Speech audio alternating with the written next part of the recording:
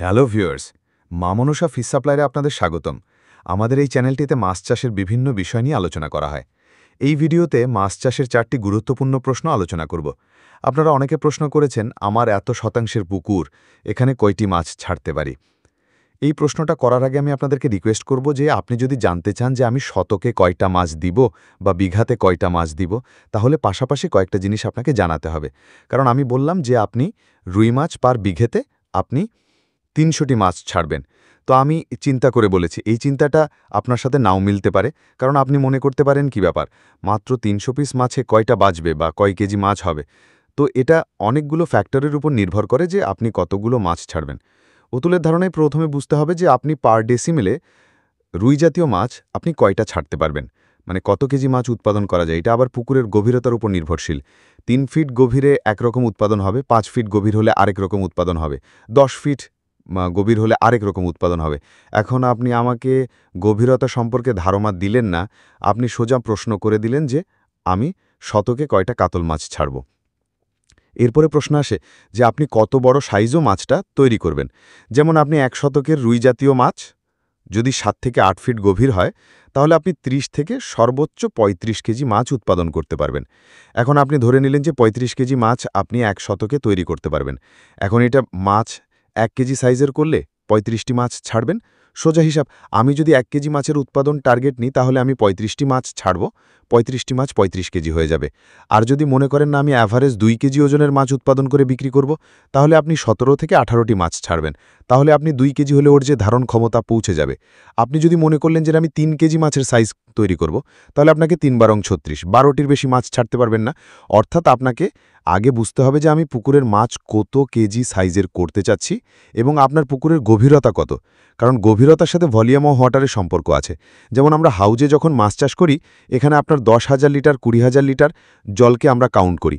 আর যখন পুকুরে মাছ চাষ করি, তখন আমরা বলি যে পার ডেসিমেল বা পার ৩০ শতকে ১ বিঘায় ১ বিঘাতে কতগুলো আমরা বলে থাকি, কিন্তু গভীরতা ওখানে বড় ফ্যাক্টর।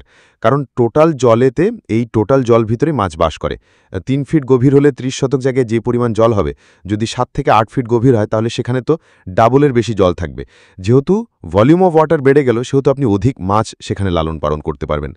এর পাশাপাশি আরেকটা যেই বিষয়টা জানা দরকার, সেটা হলো আপনি কী ধরনের খাবার ব্যবহার করবেন। আপনি যেই মাছ চাষটা করবেন, সেই মাছ চাষে আপনি কী ধরনের খাবার ব্যবহার করবেন। সেটা কি আপনি এই যে তলন্ত পিরিয়ডের খাবার ব্যবহার করবেন, নাকি ভাসমান খাবার ব্যবহার করবেন, নাকি নিজে বানানোর খাবার ব্যবহার করবেন। এটা একটি বড় বিষয়। কারণ আপনি যখন নিজে বানিয়ে খাবার ব্যবহার করবেন বা ফার্মসাইড খাবার, ময়েস্টপেড ভিজা খাবার যেটা গোল্লা করে দেওয়া হয়, এই খাবার ব্যবহার করলে পানির পরিবেশটা আপনি যে ডেনসিটিটা আপনাকে কম দিতে হবে।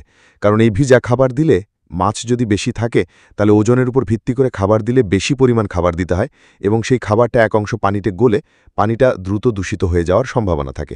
এজন্য ভিজা খাবার দিলে একরকম ডেনসিটি হবে, যদি আপনি ডুবন্ত সিলেট খাবার দেন তাহলে আরেক রকম ডেনসিটি হবে। আবার আপনি যদি ভাসমান খাবার দেন, ভাসমান খাবার দিলে আরেক রকম হবে। কেন যে ভাসমান খাবার দিলে মাছ সম্পূর্ণ খেয়ে ফেলায়, পানির পরিবেশ নষ্ট হয় না, ফলে সেখানে অধিক পরিমাণ মাছ বাস করতে পারে। এটা একটা বিষয় গেল। তৃতীয় চতুর্থ বিষয় হচ্ছে যে আপনি ওখানে জল চেঞ্জ করবেন কিনা, বা আপনি জল দেবেন কিনা প্রতিদিন, বা আপনি অ্যারোটার চালাবেন কিনা, অর্থাৎ জল আপনি এক্সচেঞ্জ করবেন কিনা বা অক্সিজেন যুক্ত করবেন কিনা। যদি আপনি মাঝে মধ্যে নিচের জল কিছুটা বের করে দিলেন বা আপনি কিছুটা ফ্রেশ জল দেবেন, তাহলে ওই পুকুরের পরিবেশ আরও ভালো থাকবে এবং আপনি আরও কিছু মাছ বেশি দিতে পারবেন।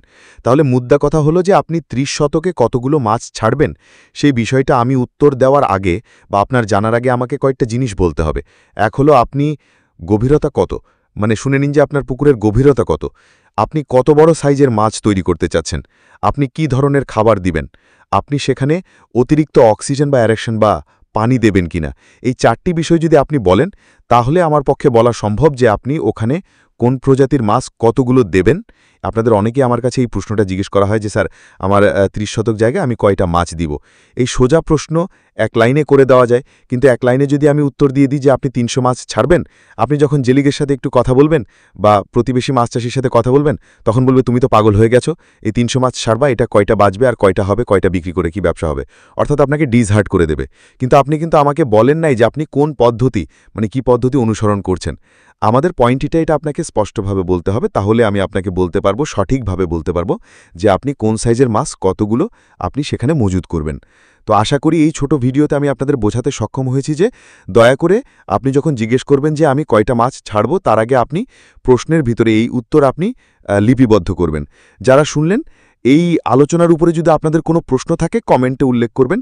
আমরা আপনাদের প্রশ্নগুলোকে খুবই গুরুত্ব দিয়ে বিবেচনা করি এবং যথাযথ তথ্যবহুল উত্তর দেওয়ার চেষ্টা করে থাকি।